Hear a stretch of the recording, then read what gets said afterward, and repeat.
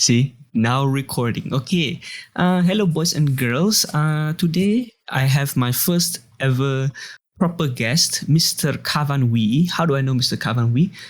I know Mr. Kavan Wee from high school. He's actually my brother's age. He's my brother's gang, I would say. Also, he mixes with my friends as well. He graduated, I think, I'm not sure actually, but I know that he's working as a lawyer and I think he can. I have a lawyer as a cousin, but I don't have any lawyer friends at the moment except Kavan. So we'll just chit chat, chill time. Hello, Mr. Kavan. Hello, hello. How are you, Justin? How is everyone? I'm good. I'm good. I've just moved to Singapore. I moved to Singapore like 2 years ago now. Working as a software engineer. Very happy that I managed to redirect my career to a software engineer. I think right now I can say I'm enjoying my job lah. That's How about great. you? Yeah, how about you, Mr. Kavan? Where are you now? I'm currently practicing as a lawyer in Kuala Lumpur. It's like KL lah. Okay. Okay. So life is just like that, lah, I suppose. It's there, but not I sure. see. I am at the age where I am not certain on how I would react to how my life is going on right now, but I'm still alive and I'm grateful for that. So there's that. I see. I see. I see. But Yeah, I yeah. think if you what you just said, right? I think a Uh-huh. lot of people our age are feeling that way lah. Like I'm alive. Uh-huh. Going through this life. Am I happy? And I'm okay. Am I not happy? Yeah, I'm okay. Pretty like indifferent lah. I think that's what you feel. Is that what you Yes, feel? yes, yes. I think it's a Ah, pretty common mindset nowadays. Like it's across the board for like all forms of employment, right? People go yes. into work, people get off work. Like they don't really react to how their life is going on. They just go along with it. So that's pretty Yes. much how am I living at the moment, lah. Would you No say it's glamour, no yeah? glamour, no anything. Would you say it's aimless? Would you say it's aimless? I have an No. aim. It's not like I'm drifting between the seas. I'm actually sailing it, so to speak. Okay. Okay. Uh, Okay. Okay. So I'm not a drifter. I'm like a sailor. So like I'm just going along with the flow. Like, Huh? but if you aim, of course, like we all have the general aim, right? Right. We want to advance our career. We want to go higher and get better salary. That's pretty much the general aim on what we are looking at. Right. Yeah, yeah. So Righto. Righto. that is pretty much my view on life for the moment as well.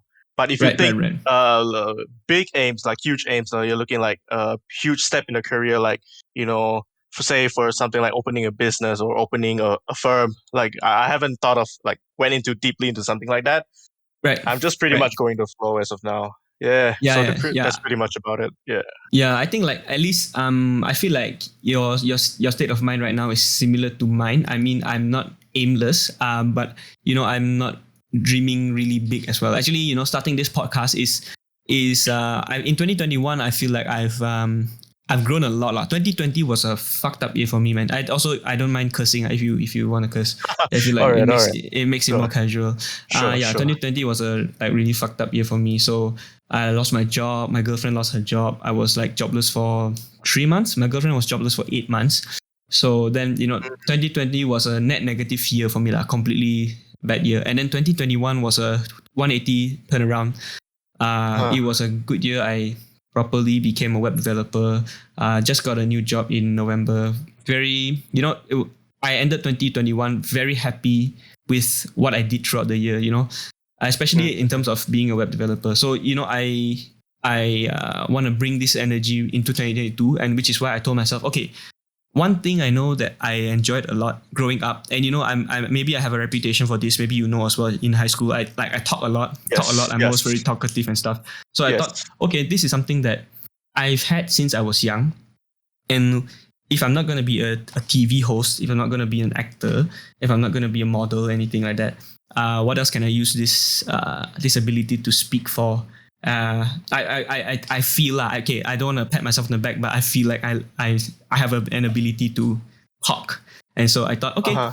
I enjoy listening to podcasts. I enjoy talking to my friends, and I find myself having very fruitful conversations with strangers and also with friends. So I thought, okay, I'll just try a podcast. I'll make it very kind of like the reason why you see me posting a lot about it, right? Is because I'm kind of like putting myself in a position where if I talk about it all the time, people will ask me about it, and I have to act on it. I have to produce something.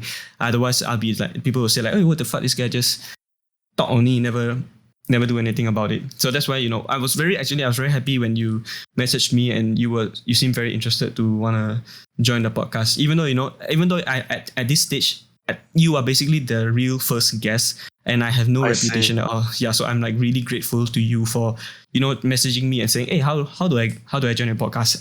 And then the real the answer is anyone can join my podcast at this point.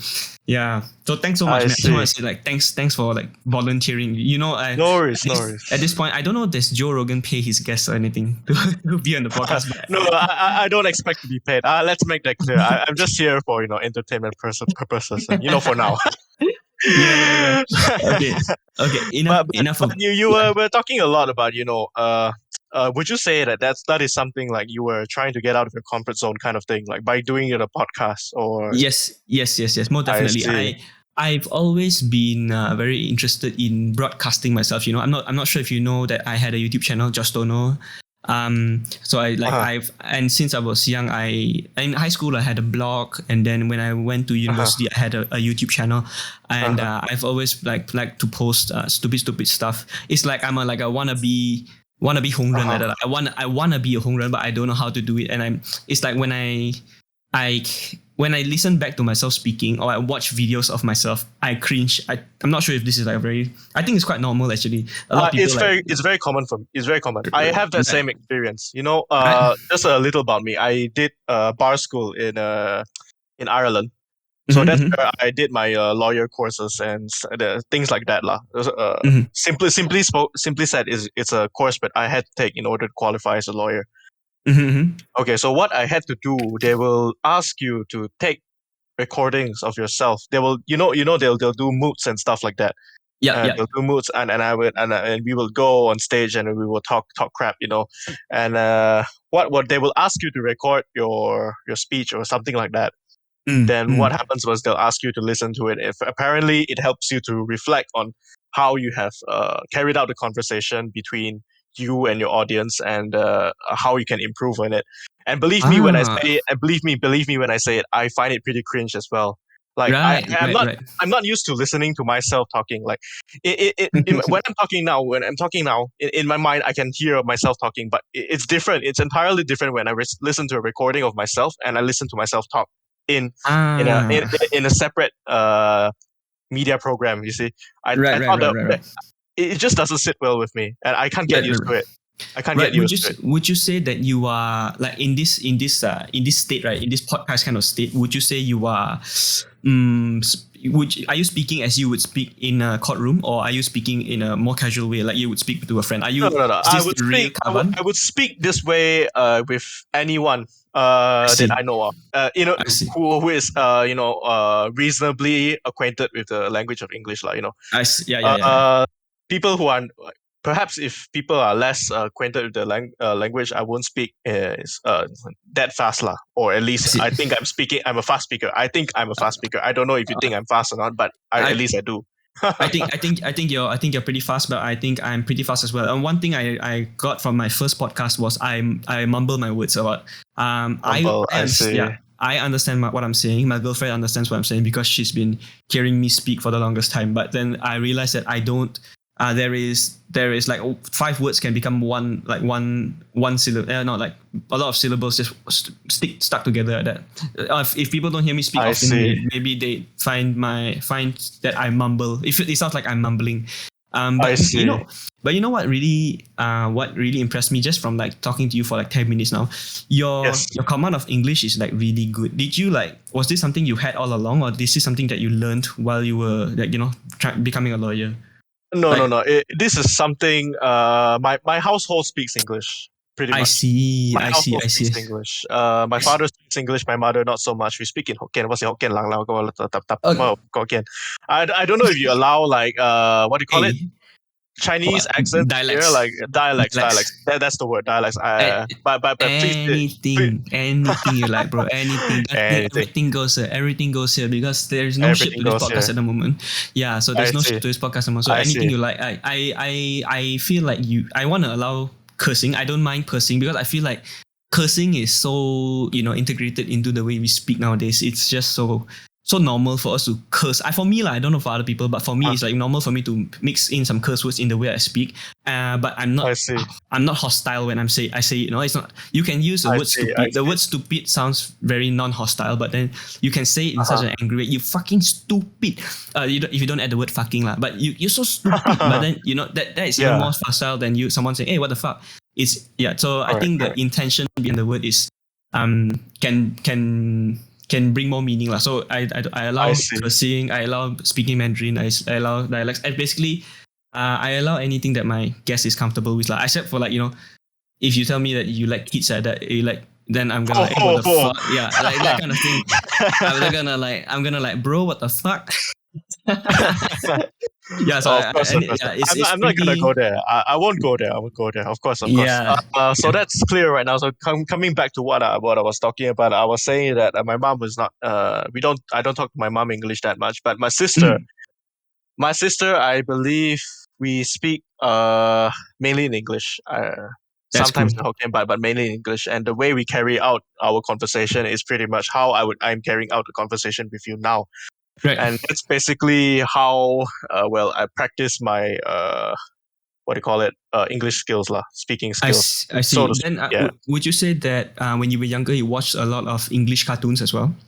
I listen to the radio a lot. I do listen to the radio a lot. Oh, Cartoons, I do, of course. I believe every youngster has their interest in cartoons at some point in their age, so I do watch yep. those. I do watch those. Yeah, but I attribute I attribute my ability to speak English to watching a lot of cartoons. And when I was I like see. below 10, I watched a lot of Disney Channel, Nickelodeon, Cartoon Network. I But then see. after 10, 11, I started watching a lot of Discovery Channel, National Geographic. I And see. then I feel like besides speaking English with my mom and my brothers, I also learned a lot of English from watching these shows. And at some point, I started watching Top Gear, and that Yes. you pick up some accents, you pick up some vocabulary from those, and then I'm actually very grateful that in high school my Chinese, right? I'm not sure if you know, my Chinese was the worst. My Chinese was the worst out of Yes. all my subjects. And then so we have a monthly report card right in our school. So then Yes. then every month there's a number for that subject lah. So with my Chinese, Uh-huh. right, from Form 1 to Form 6, it will be one red line all the way, because I will Uh-huh. always be like 40 something, 30 something, 40 something, 30 something. But Uh-huh. looking back, I think I'm quite grateful. Of course, it would be good if I was some so I could have a good command of both languages, including Malay. But then I'm grateful that I'm very not very lah, but I'm more proficient in English, because when I come out and work, actually, being good at Uh-huh. speaking English actually helps me a lot in terms of opportunities. I would say lah. I feel like I get a lot Yes. of opportunities because I speak proper Yes. English. Yes. Yeah. Yes. Yes. So Having just good command of English by itself is does really open a lot of opportunities. right, right. Right. Right. Even like the accent that you have right now, right? I mean, you may Yes. not feel like you have an accent, but the way I speak English now, the way I'm speaking English to you now, it's Uh huh. not the natural way I speak English. I mean, there's a lot more Malaysian in the way I speak English. But right now, Uh huh. because you brought up the bar to here, and then I thought, oh, okay, I Kavan speaks, see. yeah, Kavan speaks good. Because besides this podcast, right, I don't think like in total how many words have we spoken to each other? Not much, right? Besides talking trash, I know we used to talk a lot of trash to each other last time. Yeah, yeah, yeah. Yeah, we Yeah, do that. We do that. Good old yeah, times, isn't it? Good old it's times. something that your batch and my batch does a lot. We talk a lot of trash. Yeah, yeah. We shoot the shit. That's pretty much how it Yes, goes, yeah. lah. We shoot the shit. I feel like your batch talks way more trash, and your batch actually gets physical. Like you beat each other up for fun like that. My brother and Pen Tian and Clement and all, they will like beat each other up in class, right, for fun. Yeah, yeah, yeah. Yeah, yeah. I remember those Fun times, times, man. man. Fun times, Fun fun times, man. times. But what was I gonna say? Yeah. So like the way I'm speaking to you now, right? It's not the natural way like not how I usually speak English with my friends. It's more Malaysian, more Singaporean. But now, I feel like it's nice that, oh cool, we I can see. have a more, I don't know, a more, I don't know, So international way of speaking English here. I don't know. I feel like yeah, I understand your. I don't know if you want to call it a dilemma. Is it a dilemma to you that you have to adjust your speaking level according to your recipient of your to No, no, whom no, you're no, no, talking no, to? not the dilemma, not the dilemma. I feel like I'm lucky that I can, I see. tweak my English level to match whoever I'm speaking to. Unless I speak to someone like the Queen of England, that then I'll be like, hey auntie, sorry auntie, I don't know if the Queen of even England ever joins this podcast, then I've made it lah. So Okay, pretty much you and I, we have the same situation, like as I told you earlier. Usually I don't. I speak like this with people who I think carries the language in the same way that I do, but cool. but if let's say the recipient of my whom I'm speaking to does not is not in good command of the English. I'm not shooting any shots, but basically I would tone it down a bit lah. I would tone it down, Right, and right, right. Or yeah, speak yeah, Mandarin. Or speak Mandarin. You have a good command yeah, in yeah. Mandarin as well, right? Uh, Mandarin 其实我的中文也是讲到不好，I actually failed every single Mandarin exam in my when I was in high school. I was pretty bad at Mandarin. Bro. We're Bro，bros in that sense, oh. 我之前是三小的嘛，我之前是三小的，我也是。你是三小的OK，，shit 三小 dude，是高和嘛，三小的三小的。问题了啦，三小的问题啦。No, Hey, the only already. reason I went to a Chinese school is because I don't want to join the fucking Lumbakuda school. No offense, no offense. It's just that my no offense to anyone who might be listening to podcasts from Lumbakuda, but that's just how I thought at that time. Lah. I didn't want to go join Lumbakuda. It was known. I think it was Lumbakuda, SMK Lumbakuda. They was subsequently they changed the name to SMK Penting, if I'm not mistaken. Lah. Is it? Oh, okay, yeah, yeah. I During our hope not. time, it was Lumbakuda for sure. I know that it was For natural sure. for Sanxiao kids to transition to Lumbakuda after that, Correct, right? correct, Right. correct, correct. But There's a before, there's some kind of what do you call it? I can't but find the word for it. The stigma, the not social stigma, but a stigma that anyone who goes to Lumbakuda is going to a bad school. Or I or feel like I felt that as well. or that's what the teachers and my parents have given me the impression lah. If you go to Yeah. Lumbakuda, you're basically mixing all with the all other races there. Don't know. You come out become what kind of people. They'll tell you this kind of things. At least I heard from my parents lah. I can't say for anyone else. Right, right, So right. my position. That's why. Let's not go. Let's not go there. Okay. Yeah, but actually, The I don't other. have any Mhm. Lumbakuda friends. Yeah, sorry, please continue. Please continue. Sorry. My other option is go to law school. Yeah, It's an international school, but I thought yeah. that at that time it was a little bit out of my reach, lah. Yeah, Sorry. it's expensive. It's expensive. Yeah, Is that what yeah, you of mean? Is course. that what you mean when you say out of your reach? Yes, yes. I'm Yeah, yeah. talking about It's price points. expensive. Yes. So Right, I right, just right. went It's to sign up for what do you call it? CHMS one. so. That's why I decided to go there. Oh, it's. I mean, you were 12 at the time. Did About you 12. really? Were you so involved in picking your high school? Because I was quite uninvolved in picking my high school. I was like, okay, I'll go wherever you want me to go. Because before I graduated, primary six, I already knew. My parents already told me that, oh, I'm going to Ichong. I'm going to Ichong. So I never. I heard that Lumba Kuda is like definitely Ichong is up there lah. Ichong is up there in Kuching. But Uh-huh. and I do hear the things that you say, the thing that you said about Dumakuda being not very, not very reputable. Uh-huh. But yeah, but I wasn't so involved in picking my high school. Were you so involved in picking your high school? Initially, no. Initially, I was slotted to go to Green Road. Okay. My parents actually wanted me to go to SMK Green Road. Okay. Okay, so I didn't get it, fortunately. Okay. That's why I was afforded the opportunity to go to go to Itong. I So see. after I found out that my application to Green Road was rejected, then my only choice was Numakuda already. Okay. So at the Mm. time, I didn't want to attend that school. Okay. Then so I told my parents, okay, so here's the deal. I go to Ichong. Ichong is a better school. You let me go there. My Mm-hmm. Chinese is shit, but I'll go there anyway. Then I'll brush it up Right. somewhere somehow. Right. So I went Right. there. Right. Right. I went there. Before I went to CHMS one, and I must be honest, I don't speak a lot of Mandarin.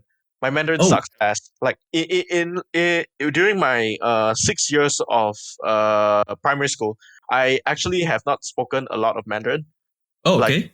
here and there, like you make small conversation, small talk, yeah, but nothing of like the level that you carry out a conversation in each zone where you met most of the people there you speak in Chinese lah.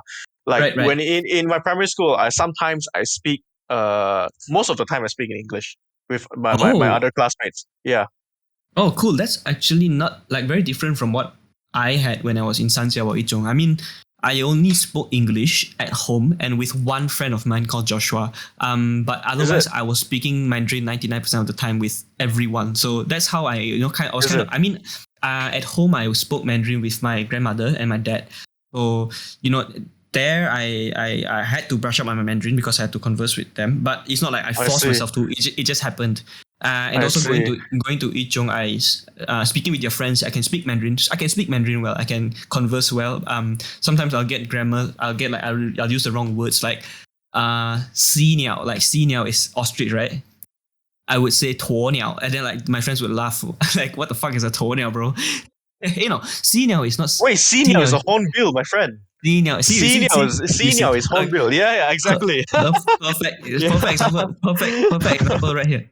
Yeah, Perfect yeah, yeah, example yeah. right here. Right? Perfect example Yeah, right here. yeah, See, yeah. I would mix up stuff like that, and then but then one thing that I've gotten very used to, and my friends have also gotten used to, is when they say something that I don't understand in Mandarin, I will very immediately ask. 什么意思? Like I will very curiously, and they will not judge me for it. I think that in that way my friends are very nice. That anytime they say something that I don't understand, they will spend the time, maybe a 30 seconds, just to explain to me what that means in Mandarin. I might not remember it, but at least Huh. I've never experienced bullying, amongst my friends just because I don't speak good Mandarin. Or Same, same. I can converse in Mandarin, but I think the nice thing about our friends in Ichung is that um no one judges you based on your ability to speak or your family background. Everyone is like super nice. I mean, in our circle of friends, I would say that Huh. I guess that your circle of friends is similar to my circle of friends, right?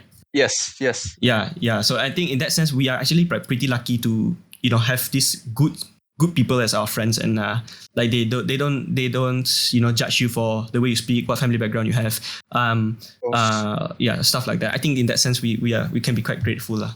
Where were of we? course. This was quite a tangent. Where were we? Uh, You said that you spoke, so you speak like this. Oh yeah, um, but then you speak like this with your sister as well. Like I don't hear any la or anything in the way you speak as well. In Whitney, no, no, no. la. I don't. I don't use lars or anything. I don't think lah. I don't think. I can't remember. Because lars, like it's something that's on the tip of your tongue. Always on the tip of your Mm, tongue. Like you don't exactly remember if you had it in a conversation. okay, Would okay. It you would just you would you agree? It comes to you naturally. right. It Uh just huh. came out, and yeah. I agree. Uh Like huh. something that my friend pointed out the other day is some verbal things that I do that I don't notice, which is Uh I always go I always do huh. that. I never realized this, and then they said, Justin, you tell him something, if he doesn't want to entertain you, Uh he'll go and then when he said that only I realized, oh yeah, I do that. And another thing I noticed I do is I bite my tongue a lot. I chew my tongue like a chewing gum.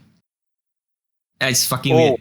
Yeah, I chew my tongue like when I'm thinking, or when I'm Uh, just scrolling through things. My mind is idle. Either my mind is idle or I'm thinking something. uh, Then I chew my tongue like it's a chewing gum, and I will not realize it until my girlfriend tells me, "Hey, stop chewing your tongue." It's like, oh, okay, I didn't uh-huh, realize I was uh-huh, doing it. Yeah, I guess it's uh-huh. something similar to like saying "la la." It just happens, but I kind of like when I speak to you now, I turn it off. It just naturally turns off. Just Um, naturally turns off. yeah, I Jing Hao see. said that when he's in Taiwan, he has a channel where he speaks in Taiwan Mandarin. Then when he's back in Malaysia, he switches channel back to Malaysia Mandarin. But I feel so when I feel like I'm Uh-huh, talking to you, or when I'm uh-huh. talking to an American colleague, or I'm talking to an Australian colleague, or I'm talking to a Malaysian colleague, the channel will switch subconsciously. I don't even realize it. I see. I see. Yeah, It's yeah. it's just small things. Small things. The recipients of who we direct our conversation to. It makes our mind subconsciously change how we speak. I see, but I I feel like your see. Mandarin is probably not that bad lah. Probably either at I exactly the same can level as me. I can carry a conversation in Mandarin. It's not a big deal. It's just written Mandarin is a big no no for me. Big no no for me If as you well. if you want me to go into like 成语 or 谚语, I would probably count how many 成语s I know with like what 5 fingers. Right, same, same, That's same, same, same, because bro. I can't do it. For some reason I can't do it. Yeah, Bro, it, Chinese literature, Chinese literature. What the hell is that? what the hell is that? Indeed, Yeah. indeed. Like you can't make sense of it. You can't the tones and whatever is in direct contrast with the English language. Right, right. That's my issue with Chinese literature. They can Uh, they can summarize a, an event in less than 8 words. right, right, right. It's You can't do that in 文言文. English. Yeah, Yeah, yeah. 文言文, bro. If you have to be very precise and you have to be very detailed in the English language, you have to write a whole fucking essay. That's pretty Right. much how the language works. But in Chinese, the magic of it is like you can condense how many things you want to say into a few Two words. sentences That's like yeah, yeah, two exactly, sentences like, exactly, and then exactly. there was one time there was like really embarrassing. I think my friends might remember this moment, and it Uh-huh, happens quite a lot. So sometimes when the Chinese teacher comes into the class. And then she uh-huh, says, uh-huh, "Okay, today we're gonna do this Tan Yuan and uh-huh, this story lah. Okay, then we're gonna then turn to uh-huh, the page. And let's say it's like 4 pages, which is not much in our textbook. uh-huh, There's quite a bit of spacing, right? uh-huh, So then the uh-huh, teacher say, okay, read through it and then we'll go through it together. Then there uh-huh, was one time in Form 1 when the teacher says, okay, go to uh-huh, this page, read through this story and then we'll go through, we'll discuss in a while. Then and I was just like trying my best, to read it. I was really trying my best to read it. I was like just through the second paragraph only.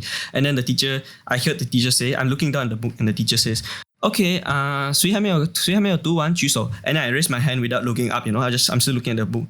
And then I look at the whole class and no one else raised their hand except for me. I'm like, uh-huh. I see. oh shit, oh shit, I and it's see. just me, in the class of like 30 something, 40 people, I'm the only one that raised my hand, and then the teacher looks at me and said, okay, 我们等李豪一下, and I'm shit, the whole class is gonna wait for me now again, and then. At the speed I'm at, right, I would have finished like 15 minutes later. then, Yeah. then the teacher like maybe 2 minutes later, the teacher asked, 你好了吗? Then I said, yeah, 好了. I haven't even I read see. through the third paragraph, and then I'm like, okay, shit, I'm pretty shit at Mandarin, man. I'm pretty shit at Mandarin reading and Mandarin writing, but I'm confident in speaking, at least when I'm speaking to Malaysians, at least I can confidently speak to Malaysians. What more?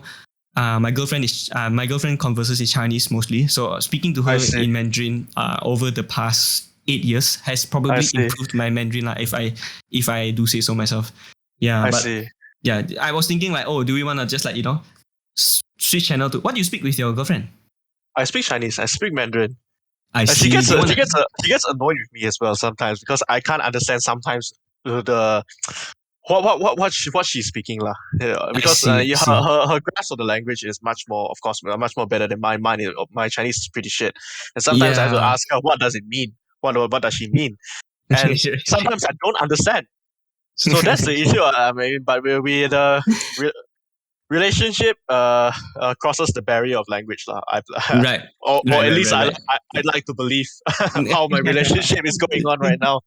But I want to find It's- out something from you, Justin. right. I've been very curious about this. Since Right. you mentioned to me that you have a speaking habits that you subconsciously do not know. Yeah. And you only find out when you like what do you call it? When Someone points it out. other of your peers point it out to you. Do Yeah. you have any subconscious habits which you do to gain confidence where you can having a conversation in a more formal setting, let's say in an interview, or you're speaking to your Mm. boss, or you're speaking to your Mm. boss about something serious like probably getting a raise or Mm-hmm, stuff like mm-hmm. that. Because Oh, for me, I'm speaking personally for me. If may I mm. start first? Go. For me, I take off my glasses. Really? I take Oh off my wow. glasses because I have pretty bad eyesight. Mm-hmm, Pretty bad mm-hmm. eyesight. My left eye is like 700 degrees in. My right eye is at Whoa. 800 degrees in. I have really bad eyesight. I Whoa. take off my glasses, I'm pretty much a Stevie bad. I can't Wonders, see shit. man. I can't see shit. Okay. Okay. Okay. So I take off my glasses so I can maintain eye contact. Mm-hmm, mm-hmm. So Oh, if I so you maintain can maintain eye contact, yes, I can but see you. where the person is, but I can't look at him clearly. I'm I pretty much see. looking at a pixel. So you could be looking at their eyebrows or their forehead, but roughly there lah. Roughly there lah. Not roughly there. I see them. I'm looking at I see. them. I see. So I see. I think I'm giving the impression that I am maintaining eye contact with the recipient of Mm. who I'm talking to. That's how I gain confidence. Is it because, like, okay, let's say you didn't take off your glasses, could you not maintain eye contact otherwise? Sometimes you would look elsewhere, Like I see. because I'm a lawyer which goes to court. I go to court a lot. So Mm-hmm, sometimes you bring notes. And mm-hmm. one of the way you make your connection with your the panel or whoever sitting at the bench, the judge, Right. whoever it is lah. Well, most Mm-hmm. of the time it will be the judge. So if I sometimes it can be a little bit daunting lah.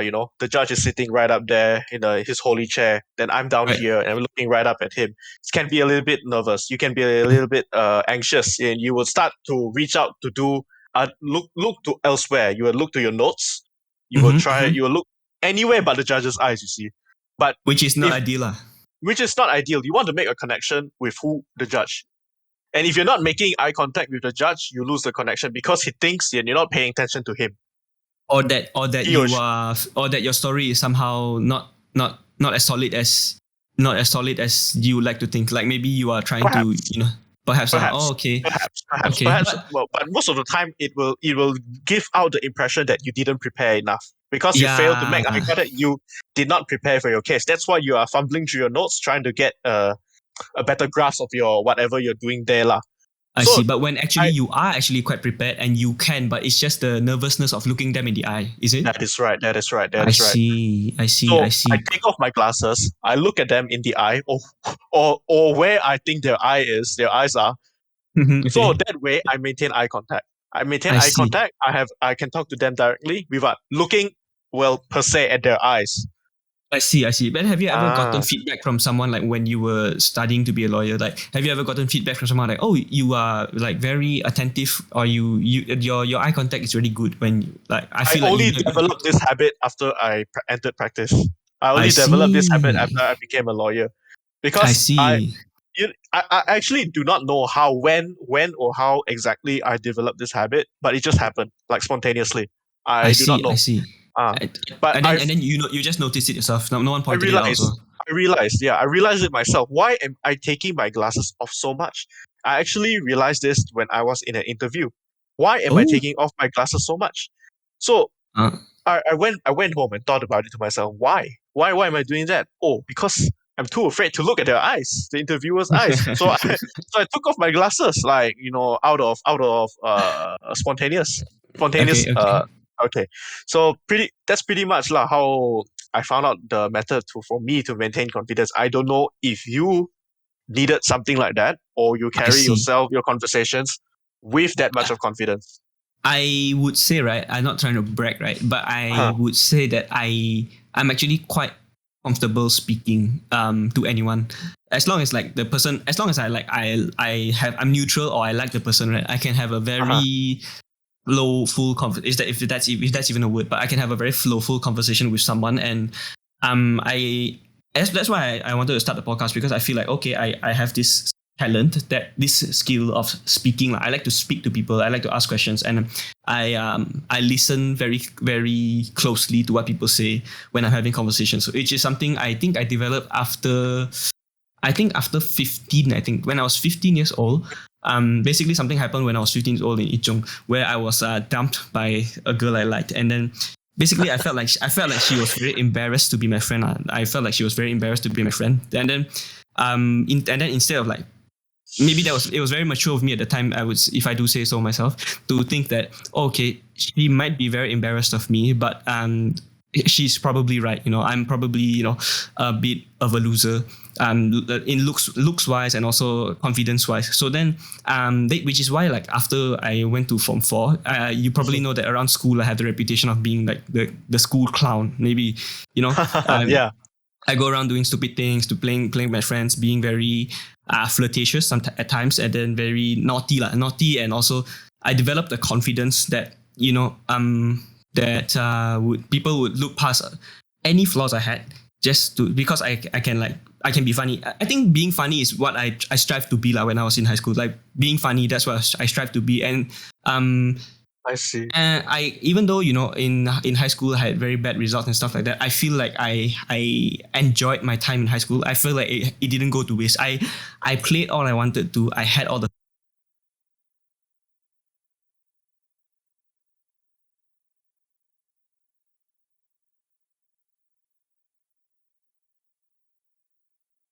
fun I wanted to have in higher CGPA of 3.3, which was good enough, very good for me. Coming out of it, and my when I got C in one of my exams,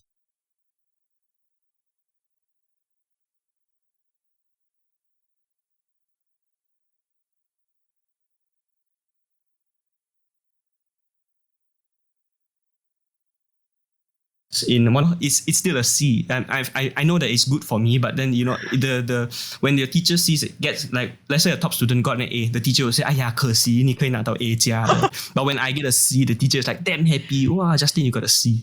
Then then I know that okay, I have bad results. And then at the time also I felt like, oh, I'm probably pretty dumb as well, because like if I'm trying, I quote unquote trying, I thought I was trying, like making an effort, but I don't know what making real effort was until I met my girlfriend. And then my girlfriend told me like, you're not dumb, you're just damn lazy. Then I said, oh really? Then she said, yeah, you shouldn't be learning like this, and you shouldn't be procrastinating so much. This is not called studying. You are not studying. She was like very real with me and told me like, she wasn't that straightforward, but basically that's what I realized when I got to know her, that I don't think I'm that dumb. I just don't know how to study properly. So then I learned how to study from her. Back to your question.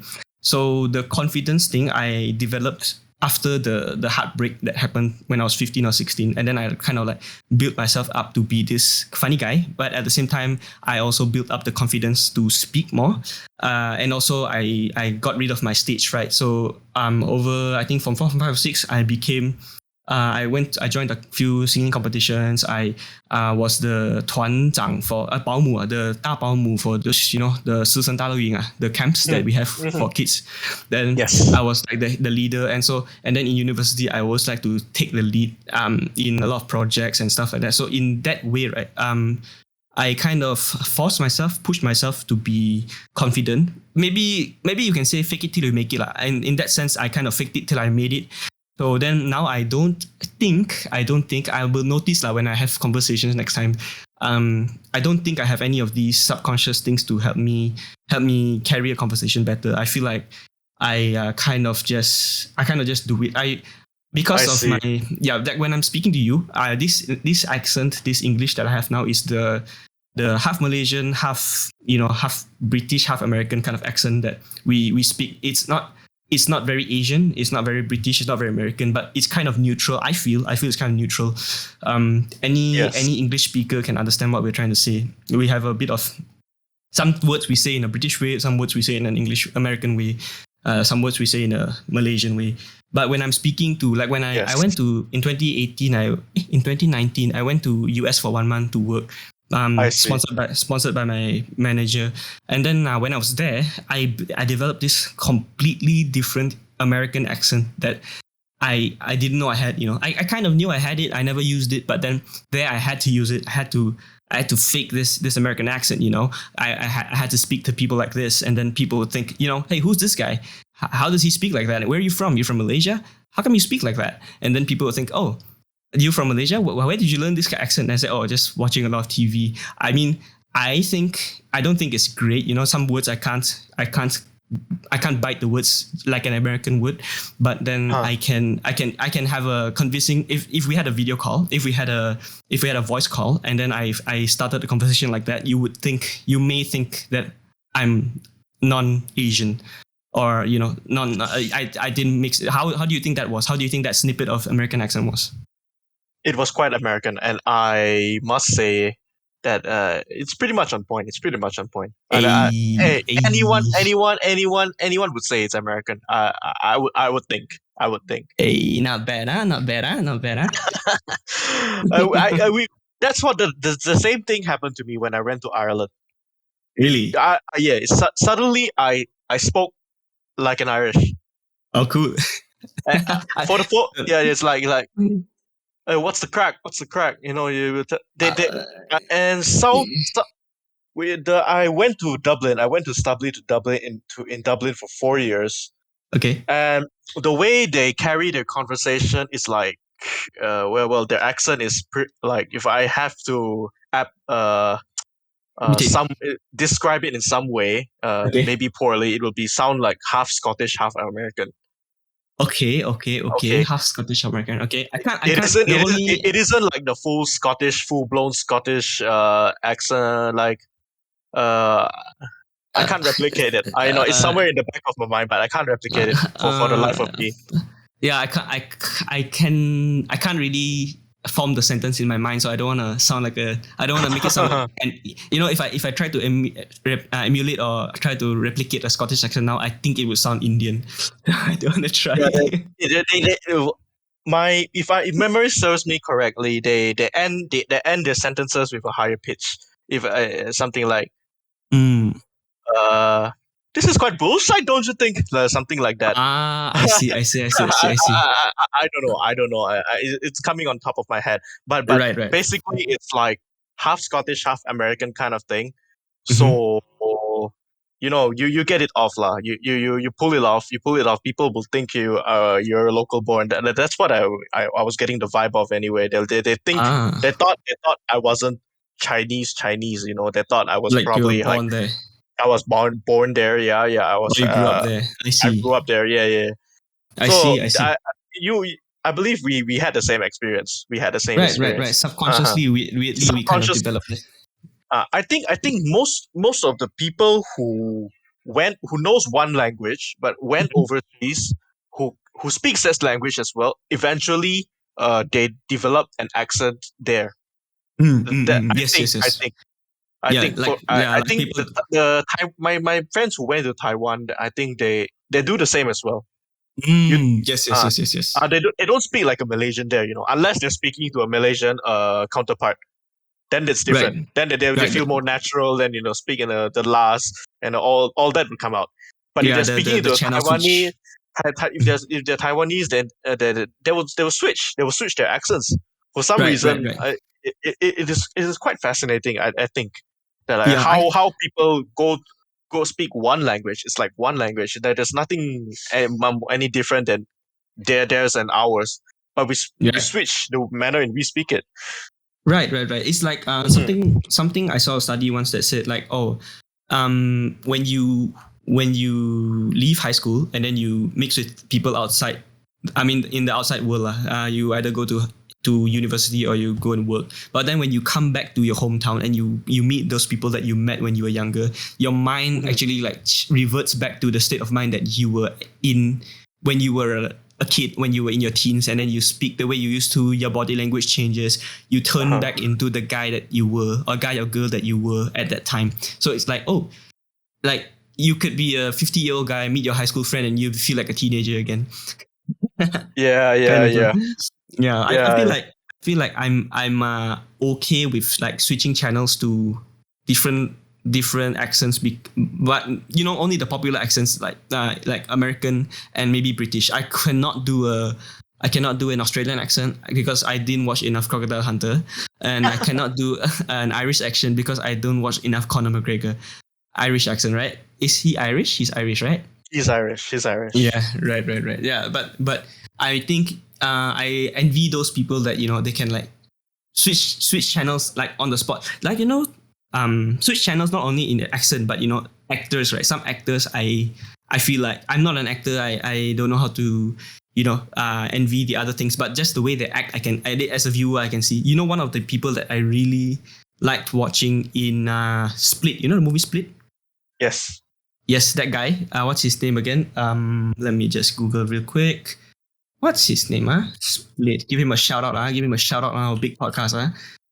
Split movie. He's the I don't remember his name, but he's the guy in X-Men, isn't it? James McAvoy. James McAvoy. James McAvoy. Yes. Oh, his performance in Split Hmm. was amazing. Huh. I think I dare say better than Heath Ledger as Joker. I think. You know. James McAvoy. I thought he was quite good. But have you heard of Tom Hanks? I have heard of Tom Hanks. Is he what? Which movie are you referring to? He starred in Venom. Venom, okay. He sounds like a complete American, isn't he? Doesn't he? Sounds completely Was American. was he in Venom? I'm pretty sure he was in Venom. Let me. Tom Hanks. Oh Wait, no, wait, you it's no, mean not Tom Hanks. My God, Tom? Tom, what's his name? Tom Hardy.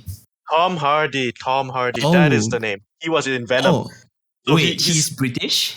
he's British. Exactly. I didn't know that. You didn't know. I didn't know that. I didn't I know that. didn't know that. We I didn't know watched that. Venom. He sounds like a full fledged American. Okay. Right, he He does. He he does. He does. he like he sounds like nothing out of the ordinary American. But when I googled Right, it now, he's fucking British. And if you right, right. watch the shows, the shows that do you watch the Peaky Blinders? Have you watched the Peaky Blinders? I have not watched Peaky Blinders, but I have heard a lot of people recommend it to me. Tom Hardy was in it. He's in one of the he was supporting characters. Huh? So he's actually Jewish Irish, if I'm not mistaken. What? I'm yeah. He was impersonating a Jewish Irish accent. Spot on, Okay, okay. I spot believe on, it's on spot on. Netflix. I believe it's on Netflix. It Okay, is on Netflix. I had a friend of mine recommend it to me once. He said it's really good. I It don't know, is but really good. I was just like I never dove into the kind of like you know industrial age American kind of oh no, it's not American, right? It's British Irish or something. Okay, yeah, It's yeah, but Irish, British Irish. it's like Yeah, those olden days industrial age kind of shows. I never really, but I'll try it out. I'll try it out. There's another it, person, another Tom Holland. Very popular recently. He's also British. yeah, Uh, and yeah. his performance in Spider-Man is also pretty good. I mean, if you didn't tell me that he was British, I would think that he's American. I didn't know he was American. He was Uh, well. I had to Google it yeah, up. I had to Google it up. You know. yeah. Uh, I think Yeah. actors I think are getting pretty good, quite good with the command of accents, because Right, right, right, you have to go international, right. you have the ability to adapt on Mm, which water that you are acting on. Like in American waters, you probably have to switch to an American accent. right, Like if you right. switch to British waters, you have to switch to a British accent and etc. etc. So I Yeah, think that's good. I think that's pretty good. I like how this conversation went from me and you learning how to like our our quirks when we speak like subconsciously moving to movies and stuff like that. I'm like it's a bit meta of me now, but I'm just like observing how the conversation flows. Yes, in a podcast, like okay, we went from this, we spoke about you being a lawyer, you speaking in Huh. court, you doing your subconscious things, me not having these kind of issues and stuff like that. And it's cool how you never really observe a conversation until you are in a podcast. I mean, I don't know if you did that. If maybe you'll do that later, but I find it, I can't stop observing myself in Mm. this podcast. What was I going to ask? Oh yeah, I had a Huh. question. Rewind back. You are a practicing lawyer. Is that correct I term? am. You are a practicing lawyer in Malaysia. Do you have to present I am. yourself in Malay ever? I do. I do. The Malay Oh, is a national language of the courts here. oh, Most of the time you would have to converse in Malay or submit in oh. Malay, but Mm. there are some instances where you may be allowed to speak in English, or some courts where the court would prefer to have you speak in English. But Oh. no, but the rule of thumb is the Malay is the national language of the court, so you speak in Malay. But So it's like 10-1, or is it even less than that? 10-1. no, 10, it's 9-1. actually more common than you think. English in our course is more common than you think. So I see. my issue with how the legal system is, it's a bilingual legal system. Yes, Okay. it's a bilingual legal system. I think like a lot of lawyers speak Malay, a lot of lawyers speak English, but the Mm-hmm. issue is the cases they are reported in mostly the English language. Oh, okay, okay. Okay, so when we do our thing in court, we have to cite from English authorities. So excuse me, it becomes natural for us to have the conversation then in English, because Right. if we switch between Malay and English, let's be real. In a court setting, we don't want that. We want stability. We want a good Consistency. natural consistency. Correct. That's the word I was looking for. We want a good Mm, natural flow in how we carry out our conversation in court. mm, mm. So most of the time I would do it in English, but of course, if I have to do it in Malay, I would say I have to. If I were to do it in Malay, then I would do it in Malay. Okay, but this Uh-huh. tells me that you have a very good command of Malay as well. Do you? You do probably do. Sikit-sikit je lah, tak banyak lah. Sik- But then you have to. Can you speak like you just said sikit sikit je? Can you say things like je in court? Cannot lah. No, no, no, no, no, no. Oh, You okay. can't say that in court lah. You have to be more formal, more More textbook. formal, I more see. textbook. Correct, correct, I see. I see. I correct. see. But Uh then huh. I don't know. Do you find that forcing everyone to speak? I mean, let's say there's your ability to converse in Malay affect your argument. Are you less convincing when you speak in Malay? Do you feel that way? I feel that way because it affects the way I speak.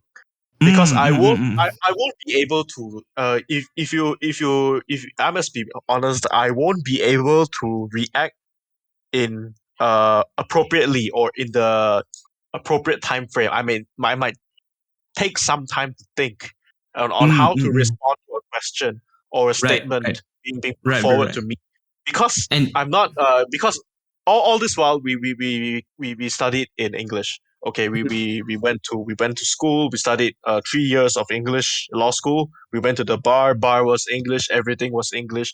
So then, when my first year, I was put in a position where I have to speak in Malay. Okay, right. and I have no experience whatsoever speaking in Malay, and that was very troublesome for me, because I had to find out a way for me to speak in Malay. I had to do research. I have to find the Malay legal terminologies. Sorry. Mm, So mm. it, so it's an issue lah. For me, I think it's an issue. If I given the see. opportunity, I would just do English. I won't do Right, mix. I right, won't right, do Malay, right, right, because right. I Because think like it would affect me. It would affect me. right, right. Subconsciously or consciously. Right, because like these pauses and these like how you drag some words, you cut some words short, how you add some add some spice into the way you speak, right? Actually, you Huh. can get your message across much better. I feel like maybe Correct. I don't know. Do you feel like the courts should just unify on English moving forward? Like, what do you think about that? Do you think like the courts should just all around Malaysia we should just use English and we should promote the use of English language more in government? That is a difficult question. That is a difficult question. The issue with Mm. this is some people don't know how to speak English. Right, right, right, The right, right. issue with this, like, say in a criminal setting, okay, criminal setting. So what we do is, on the brink of first charge, what do you call it? When it's, let's say you're brought to court for, I don't know, buggery, or I don't know, theft. Okay, let's say theft. You're brought to court for theft. What happens is, uh, the court will read your charge to the accused. Okay, So XYZ, uh, Anda telah ditangkap pada bila-bila. Adakah Anda mengaku salah? Oh, that's what the usual procedure, or I think it is lah. okay, They'll ask you whether you admit guilt to this or not. okay, Okay, so let's say that person does not know English, and the court will is subsequently in a theoretically, not theoretically, hypothetically, the court is now only sitting, giving English, mm. delivering their whatever sentences in English, reading All right, charges in English. What if the right, person doesn't understand? right, right, right, right, right. What if that person is not represented? Mm-hmm, There's mm-hmm, no mm-hmm. lawyer who can, translate for him or enlighten him on what the court is actually telling him to do. So what happens? Right, right, right, right. So, Happens then. So that's the issue. mm, That's the issue. You can't actually cancel out the Malay language in the courts in Malaysia. right, There's no way. There's no easy way of going about it. I think mm, what's unique in this sense is that, I think, our court system, as far as I know, is the only one to adopt a bilingual language system, so to speak. Even though oh, say even though uh, Malay is the sole official language of the courts. I see. But But then you do actually, come across courts or judges that approve or allow you to express yourself in English. very common, very common. It's not Oh uncommon. wow. Very I common. see. And usually these Ah, judges are they Malay? Are they Chinese? Are they Indian? all races, All all races. So races. it's up to the Because judge to allow what language in the court. correct. Because I see. they're in the same footing. They studied their law in English. They didn't study their law in BM. All cases are reported in English, so they might as well, uh, Oh, judge in English. I So see. So even ah, in Malaysia, if you study to be a lawyer, you are mhm, studying in English. correct, I see. That's very correct. interesting. But Oh, so then it's like you study in English all the way up until you get a job, and then if you're in Malaysia, you will need to buck up on your Malay because you might need to deliver yourself in Malay. I can't comment on how the education is being carried out here because I haven't studied here. I But see. I see. Okay. as far as I know, cases are reported mostly in English, even in Malaysia. Oh, okay. That's very interesting. That's Yes, very interesting because textbooks, as far as I know, are in English. oh, okay. As I've read a couple of textbooks, I so far have not seen a Malay textbook. As Wow. far as I'm Okay. concerned, okay. So I would assume, and people are free to correct me if I'm wrong, that the education being carried out here is in English. I see. But when you draft your court papers, they are primarily in Malay. Drafting your court papers is in Ah, Malay. correct, correct. What's the difference between what you just said, where the cases are documented in English, but drafting your court papers in Malay? What's the When difference between these two things? cases, the reporting of cases is when like a court delivers its judgment. Okay, Okay, let's say a okay, judgment is when the court gives a decision on a case. So that's what a judgment is called.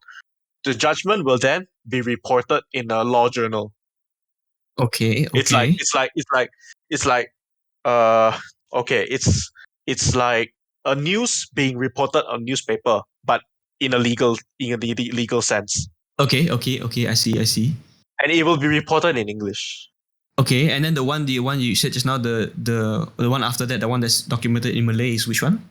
Court papers, as in courts which parties concerned parties which file into the court for the perusal, like say Oh, a statement of a writ of summons, like the summons or statement of claim. These are originating court papers I where see, parties would have to file in order to commence their case against I another person. see. And then the So that court will read these papers and have decide on something, or decide correct. whether to ask more questions on this Basically, and that. basically, these things are the fra- or how the cases are framed. How the I cases are framed see. in written form, and they are I drafted see. mostly in Malay. But some law firms, actually a lot of law firms, who do an English translation Oh of these wow. court papers. Okay, They so would they have do someone in the company just to do this, just to translate, or is it the no, lawyers the to lawyers would translate? have to do that. The Oh lawyers would have to do that. wow. Oh Yeah. wow. Yeah. Okay. So you would see it's a lot of extra work actually, because Mm. you have to file your court papers in Malay. Then Mm-hmm. optionally, up to you, you might want to do a translation as well. But most of the time, if it's a high stake case, then you file you you would want to file a translation because Ah, you let's say you if want? you take it up further to like other courts, like let's say you lose your case, you file it up to the court of appeal. Okay, Mm-hmm. Mm-hmm. the Court of Appeal, or the federal court, the Right. apex court. Okay, Right. the language I think that mostly they adopt is English. Mostly they I speak see. English. From my I see. experience, lah, from my attendance there, they mostly speak English. I'm not saying that they're going to carry out a trial or a hearing by Malay, but what my I see. experience is, they usually do this in English, lah.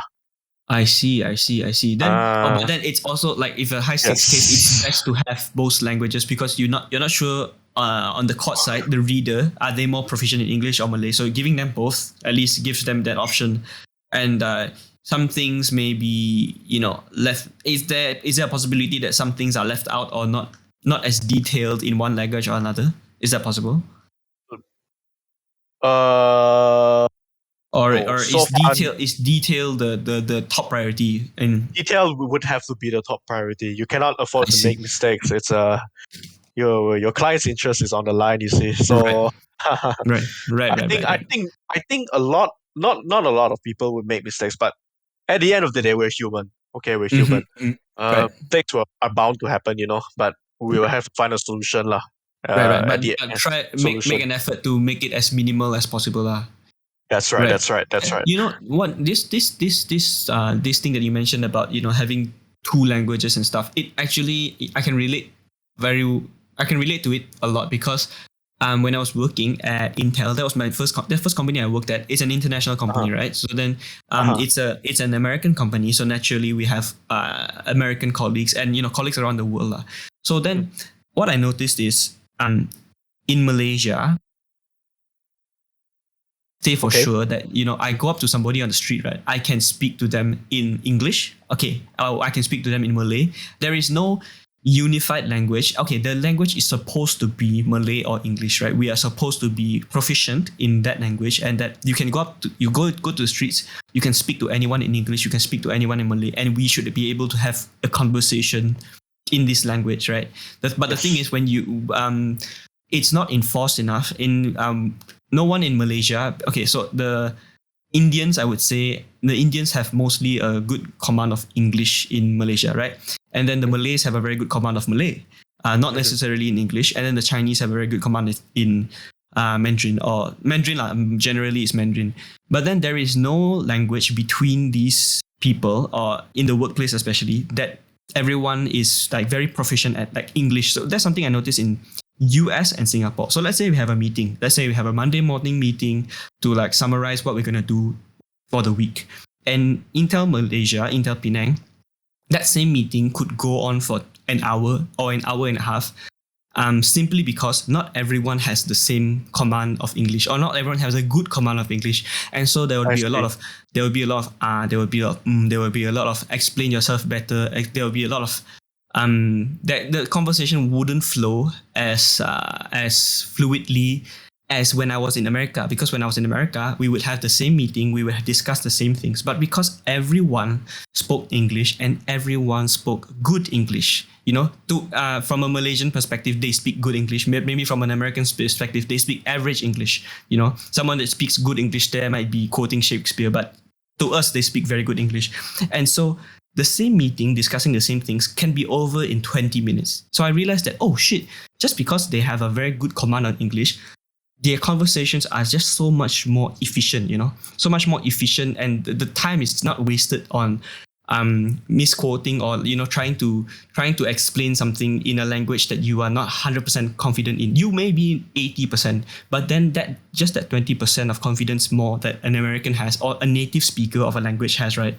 It Mhm. just makes everything flow much nicer. And that's something I noticed in Singapore as well.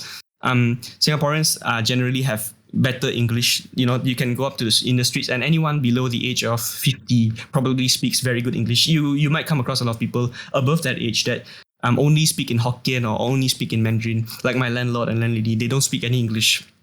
They only basically speak Mandarin and their dialect.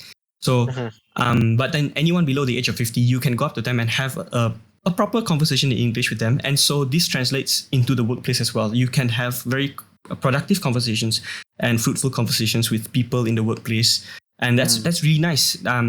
So that's something that I noticed, when I was working in Malaysia, that just because we don't have a good fabric of language, a good foundation of language below all of us, then it causes a lot of it. Just that little bit of inefficiency causes a lot of not misunderstandings, but just a lot of explaining yourself, a lot of additional explaining yourself when you are having like important conversations. And I I see.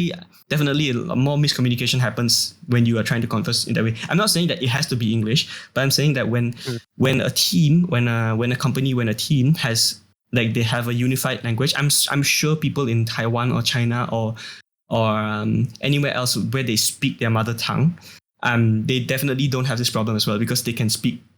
Just like they don't even have to think when they speak. I think that's the most important thing. If you don't have to think when you speak, then you can get your message across very well. Just like how you said that when you have to converse in Malay, or when you have to present yourself in Malay, you feel, maybe you feel like some points are not coming across because maybe your tonality is different, maybe your body language is different because your mind is somewhere else. Your mind is busy trying to process the language instead of trying to process the thoughts. You know what I mean? That is right. Is That it, is right. it That makes is right. sense? Yeah.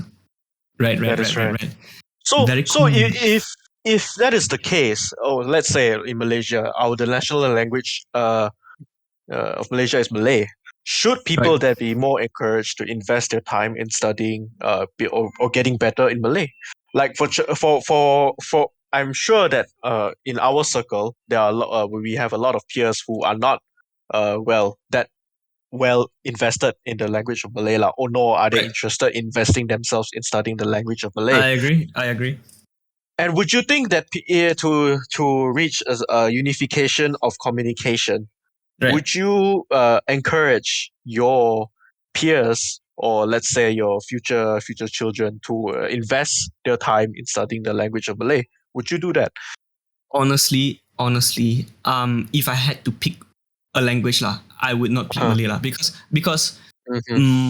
the Malay that we speak, right, is Yeah. actually, I mean, the way we speak it and the grammar that we use and the way we use it is actually very unique to Malaysia. It's okay. It's similar to Indonesian. It's maybe, you can find some common words in Tagalog, Filipino, the Filipino language. There are some words that are the same, but Mm-hmm. if you had to choose one, I wouldn't choose Malay because I would only be able to communicate in Malaysia. Whereas if I have a good command of English, I can communicate with anyone, anywhere in the world. So, if I had to promote a language to really get good at, I would have to say it's English. Or Mm. I wouldn't even say Mandarin, because Mandarin, although China is, a big superpower now, everybody's learning Mandarin, and then the Chinese are everywhere around the world, But then everywhere you go, even in my even in companies with a lot of Chinese, people still speak English, and the Chinese people are making a good effort to learn English. And you come across a lot of Chinese people from China that speak great English, even down to the way they speak, down to their accent, they speak great English. They have better vocabularies than Malaysians. I dare say that um, a lot of Chinese people speak much better English than Malaysians. So, if I had to pick one, I would say English. The Malay language is good, but the Malay language is, it's unique to the Malaysian culture. But I wouldn't spend a lot of time learning Malay simply because I don't see myself using it a lot in my line of work because I'm in Singapore and I I communicate see. in English. I mean, in Singapore, walking around, if you hear Uh-huh. Malay, if you hear someone speaking Malay, it's a Malay person, or once in a while you come across Malaysians that are just conversing and they use some Malay terms, but then you know it's it's not something I would spend my time learning. I feel like we would be. I mean, the time would be better spent learning English unless you plan to live in Malaysia and then you work in Malaysia. Then yeah, okay, great, learn Malay. There's nothing wrong with the language, but then I feel like if everyone has the same amount of time and the same amount of brain power to spend their tokens on some language, I would spend it on English simply because it's a better return of investment. That's all. I see. And then Right. that is basically the position that our forefathers have taken, we have taken, and I Mm-hmm. assume it will be taken by our children and their grandchildren in the near future as well. I think most of 9 times out of 10 people would encourage their peers or their children to study English instead Right. of Right. Malay.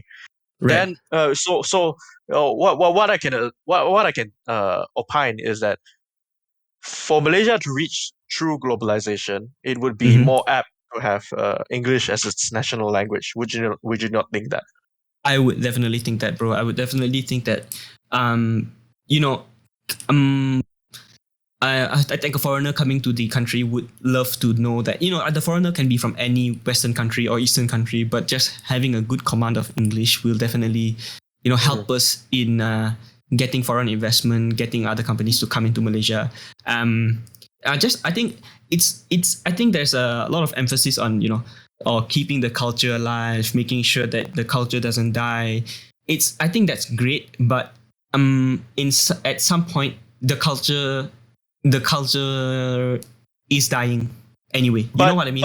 but my concern is the culture will always be there. I'm Right, looking at our neighbor. You are there now in Singapore. I'm right, pretty sure there are Malays speaking Malay there, Indian right. speaking Indian there, not Indian. What Tamil? Tamil is the Right, right. language, isn't it? Yeah, Indian right, right, speaking right. Tamil there, then Chinese speaking Mandarin. Okay, the Mm, multiracial identity of Singapore has not been demolished. It's still there, diluted or anything. even Yeah, right, right. uh, diluted.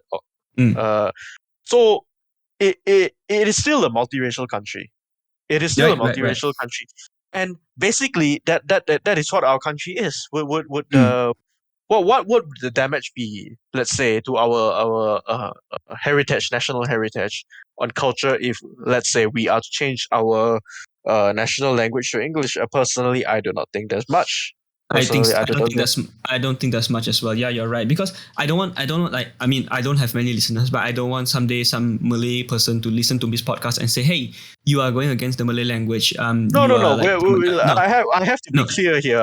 no, I'm not going against the Malay no. language. I was gonna add something to that. I was gonna say Uh, that please go on. I'm sorry for you no problem, bro. We're just talking. What I'm saying that you probably realize as well that a lot of Chinese families have kids that don't speak Mandarin nowadays. Have you noticed that? A lot of Yes, yes. Chinese, yeah, A a lot lot of of them Chinese, they don't speak yeah, Chinese anymore. they They speak don't speak English Mandarin. and they don't even want to like. There are so many grandparents.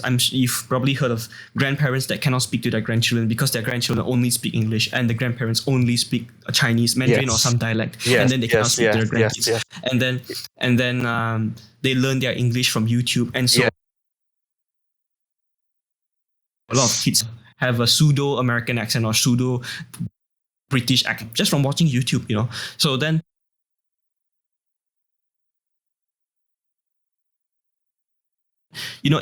it's not the past 10 years being seeing as social media has been so prevalent.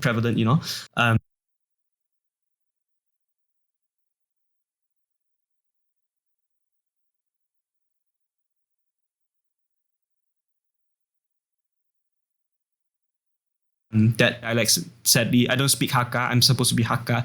I don't speak Hakka well. I don't speak Hokkien well. I only speak Mandarin, and that's also not so well.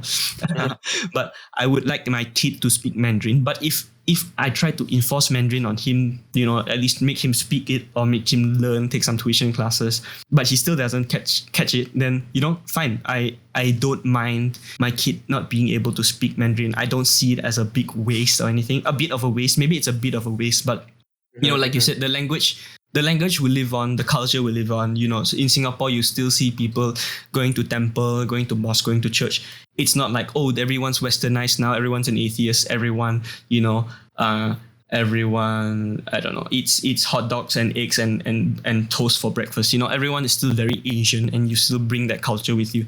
Maybe, I mean, inevitably, this will, I mean, in our generation and maybe one generation down the line, there will still be some Chinese culture, Indian culture, Malay culture. But then I do think that people will not take this so seriously anymore in the future. I feel like because we all as young as we think we may be, I'm 27, I'm 28 this year, you're 27, right? I'll There be is 20. a there is Yeah. there is a new wave of kids that's going into the workplace. Mhm, 21. A kid born in 2000, the year 2000 is already 22 this year and is already could be graduating from university, born in 2000. So I feel like they grew up. They were more involved in the social media era more than us. It was really like ingrained in them. So I feel like they don't really take their culture so seriously anymore. They feel like, okay, cool, I'm Chinese, I'm cool. Cool, I'm Chinese, cool, I celebrate Chinese New Year. But even myself, I don't go to the temple. I don't go to. I'm not religious as a Buddhist. I'm not a religious Buddhist. I'm a Buddhist. I identify as a Buddhist, but I don't 点香 or anything like that. I'm just like, okay, someone tell me go temple, I'll go, and that's me. I cannot imagine. I can't even enforce my kids to do that because I wouldn't know what to do. So I feel like the culture mhm. it will still be there, but I see it going away very quickly in the next two generations. I feel like by 2050, it will be like, oh, you speak Mandarin? Are you seriously? I think it'll be something like that. Like if a young kid speaks Mandarin, it'll be like that. Like, whoa, this guy speaks Mandarin, man. This guy speaks English and Mandarin. It would be like, oh, an anomaly. This guy speaks Mandarin. What do you think? I think it will happen. I think it will happen. It sounds like a natural progression in the path where I think every country would take, because Yeah. as you were saying, the new wave of kids, they are more prevalent their use of social media, and social media. I think the main language which has been used is English.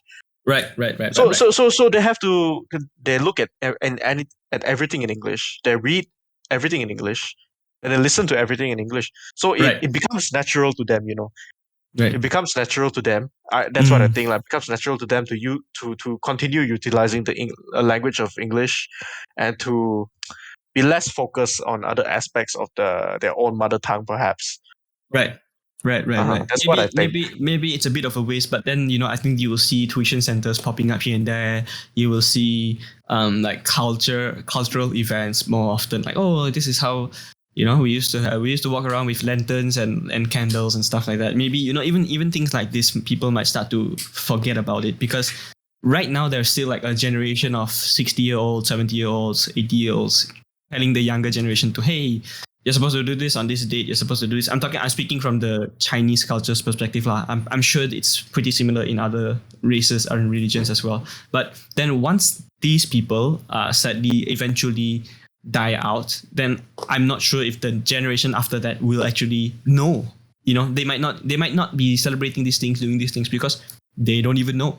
I don't even know what to do when it's like, Zhong Jie, when it's all this. I will know what the date is there, because I would probably see it on social media. But I don't know what I'm supposed to do, to honor my ancestors, or do this, do that.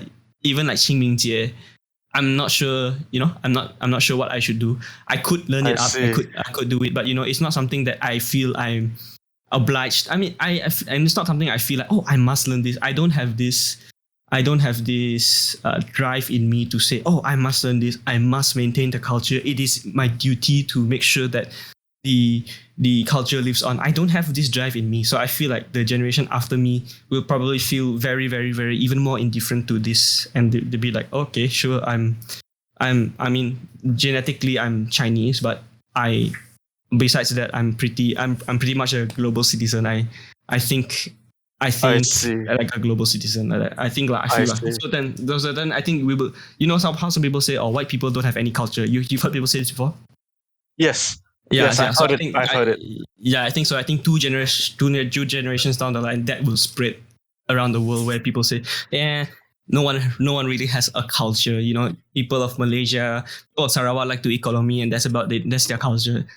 So You hear about this all the time. Like, white people are bland.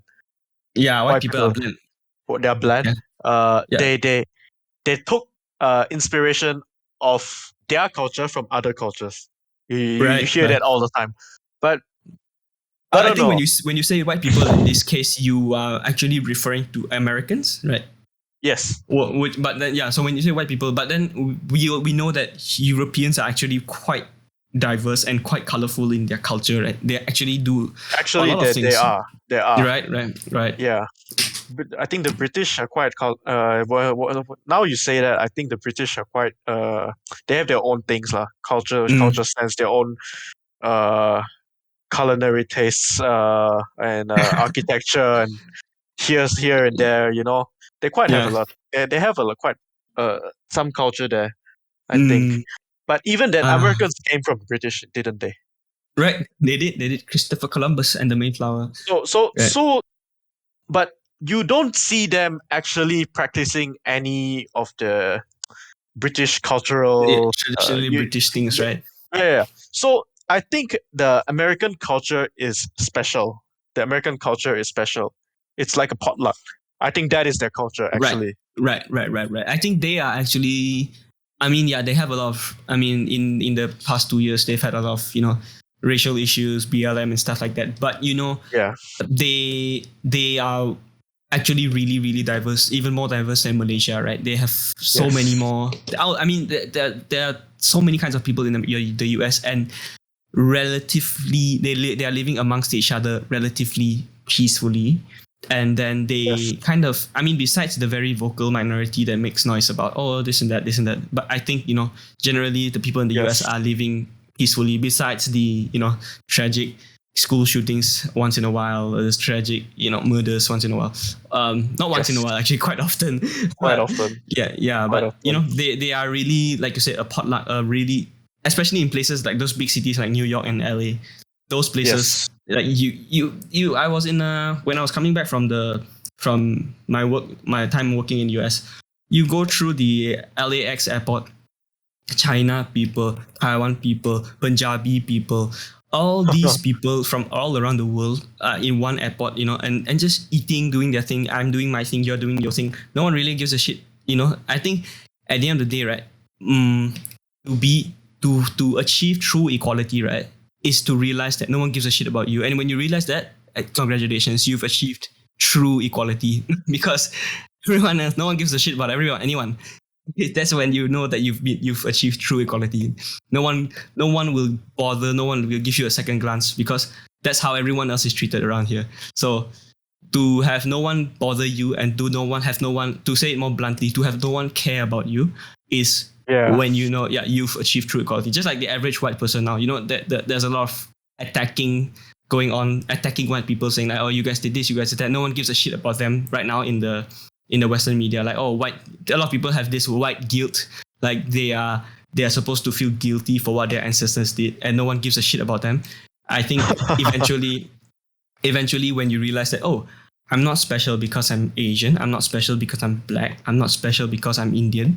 When you realize that you're not special, then that's when you've achieved true equality, because no one is special unless you make yourself special. And none of the things, none of the traits that you were born with, your skin color, your height, your weight, your looks, matter unless and they don't matter. And the only thing that matters is your contribution to society. Like Elon Musk, he's Uh, like, if you saw him on the street and he wasn't a billionaire, that's just an average looking guy, right? He's just an average looking guy, but he has his brain and his ability to speak and his ability to build up these huge companies and change the automotive industry. That's what makes him special, right? No one cares that mhm. his name is weird. Elon Musk, what kind of name is that, man? No one gives a shit. No one cares that he's actually from South Africa. No one cares that he has a kid with a weird name.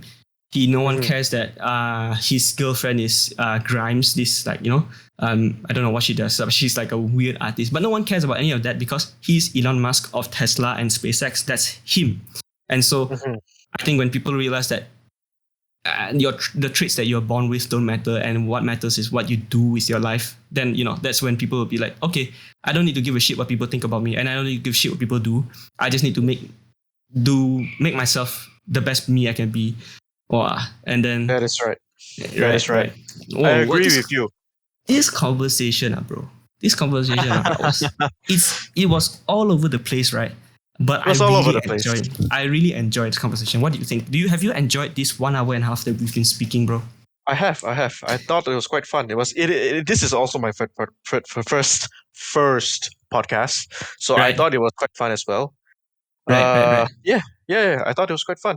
This is actually my first real podcast, lah. So just like, if we wanna go a bit, like, we wanna rewind a bit and talk about my first one. I'm not sure that guy will be listening, but he's actually in this channel that we are speaking in, this Discord channel. So his name is Joe. And the reason why he was on the podcast, basically my first podcast, my first real podcast, was because I was on Reddit, and I commented somewhere that, hey, I wanna start a podcast, and if anyone's interested, let me know. Then this guy commented, and I was like, oh, I was really happy that, oh, this random guy chose to be on the podcast, which made me really happy lah. Then I told myself, like, okay, cool. The fact that I don't know him is good, because we can get to know each other, and then we can talk about random stuff for an hour. I kind of, like, I go through my life making a lot of, like, on the spot decisions, kind of randomly. So then I felt, okay, cool, this is one of those random decisions. But then it's generally worked out for me making those random decisions. But this wasn't one of those. this wasn't one of those good random decisions. So the guy came on, but because I was kind of I was very inexperienced. I am still experienced now. I am still inexperienced now, but I was very inexperienced. I didn't know the guy. I didn't know where to start. So it was kind of a shapeless podcast. Like I feel it was very shapeless. Didn't have like a direction. Not like this conversation. I really enjoyed this conversation because we started off talking about you, started off talking about me, and then there was a very clear path from start to finish. Like this topic to this topic to this topic to this topic, and it felt nice. There was not one moment during our conversation that there was dead time. There was dead air. Like this. You see, there was no dead air, and so I really enjoyed this. But I found myself forcing conversations in the first one, like forcing myself to so it felt forced, and it was obvious. I feel like it was obvious that it was forced. And so then I decided not to post that one at all, not even post the clips. And the next day I had a conversation. I was actually testing out my microphone. Then I just told my girlfriend, "Oh, let's test out my microphone, and I want to I just want to listen to the audio." But then we ended up having that conversation that you hear on Instagram? Yes, I heard a few snippets of it lah. Yeah. Then we ended up having that conversation, and I found that I enjoyed that conversation so much more than I enjoyed the first one. So then I told myself, okay, I'm gonna post this podcast, the second one, and call it podcast one. And I'm not gonna post the first one. I'm gonna use that as a learning experience and call that podcast 0. And this one right now that I'm having with you is technically podcast 2. And I see. I really wanna thank you for volunteering to wanna be my guest on this podcast, because I feel like this was a really nice conversation. I mean, the fact that I know you. I think I know you like before today's conversation, right? I honestly can say that. Oh, Kavan, yeah, I know Kavan. He's my brother's age. He's my brother's batch of friends. But I don't really know you that well. I know that you are close with Marvin, Benjamin, them. You guys play games together, right? Yeah. Let's be real. Then, we probably clocked about less than half of an hour of a conversation prior to this podcast. I would say 15 minutes, man. Maybe if we add up all the trash talking, it might add up to half an hour, because we always trash each other. Like I always like what I always say to you, like you look like a dog, stuff like that, right? And then you call me into like something like that, probably. Yeah, stuff like that lah. Stuff like that. But I think I took no offense to those things. I mean the vibe of the moment was trash talking, so that was very fun. But then, like in this conversation alone, the fact that we know each other a bit really helped the conversation flow nicely from this to that to this to that to this to that, and I really enjoyed it, man. I think when I go back to Malaysia, if we ever meet back in Kuching, I'm gonna treat you to a nice meal. That's the best I can do for now, unless I get to Joe Rogan level. If I get to Joe Rogan level, then I'll treat you a nicer meal. Okay, you thought I was gonna say buy you a Ferrari. Anything would suffice. Yeah, but I'm just happy to be here. Having a conversation. I think our conversation here was quite fruitful. We had quite the topics that we went through are quite interesting, or Right. at least I think they are lah. What actually made you want to join the podcast? Like, what have you always wanted to be on a podcast? Have you always wanted to speak and get your voice broadcasted out or something? What was it that made you interested? Like, I know I posted clips and stuff and said that I was going to do it, but then I was very surprised when you approached me to say that you wanted to be on the podcast, because I don't know, I was very surprised, actually, surprised and happy.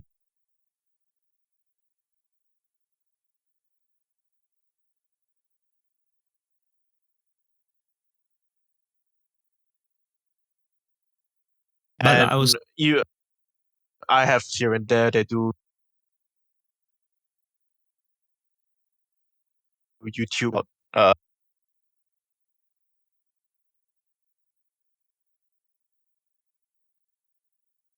state. And my high school interaction with you, I think you're quite a fun person. Thanks, You're bro. quite a fun person. You're quite a fun person. I think That means a lot. this podcast would be fun. Which it is. It is fun. Thanks, bro. It is exactly what I expected to obtain out of this conversation. I feel enlightened. I found out more about you. I found out more about me. That's how this conversation went down.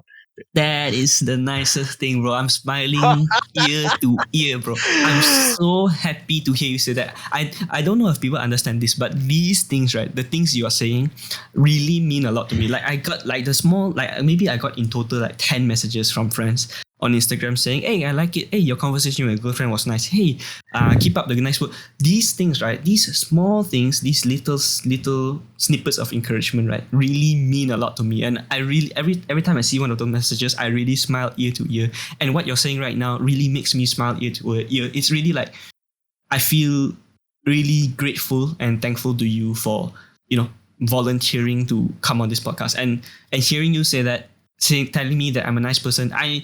Immediately I'm someone that really loves praise. I shouldn't allow myself to be praised so much because the ego will get to me. I'll try to suppress this ego, okay? But thank you so much for that. I really really appreciate your time here, man. Unknowingly, right? We've already thank you. spoken for 1 hour and a half. I was expecting this podcast to go for like 45 minutes to 1 hour, but topic after topic after topic, we've already reached 1 hour and a half, bro. It's already 11:30. Yes, yes, time Bro. flies. Time fucking flies when you're having fun. I am having fun, man. I'm definitely sure that you must come back on someday. Maybe let's make it 1 year in the future. Let's make it the February 8th, 2022. When I've already had Joe Rogan on my podcast, then Wait. February 8th. Did I listen to that correct? February 8th, sorry, sorry, sorry, 2022. sorry, sorry, sorry. 2023, bro. January 8th, 2023. Three. Sure, Okay, no okay. problem. Let me just add that to my calendar later, and then I will remember to contact you on like the 5th or 6th, like that, just to make sure that you're available. I think if we do this 1 year from now, it's kind of like I'm playing this mind game with me. I'm placing a bet that I will continue doing this a year from now, and so I must be able to get you back on here 1 year from now. I hope to get out 2 episodes per month. So it's like Nice. the first 2 weeks, the first 2 weeks one guest, the second 2 weeks was one guest. So 52 weeks in a year, roughly, I'll have 26 episodes. Hopefully by the end of the year, I'll have 26 to 27 episodes, maybe more. Then you will probably be the 30th or something like that. Yeah. I see. I see. That sounds fun. That sounds fun. I would be delighted to join back. Okay, man. This conversation has been great. I'm gonna tell the bot thing to end the conversation, and then we'll just say bye bye and stuff like that. Thanks again so much for this opportunity to have you on my podcast, bro. No, This has thank you been so much. great. Thank you so much. I Thank you so am much, I'm very happy to be here. Thank you. bro. Okay, thank you so much. Okay, bot is gonna end. Bot is gonna die.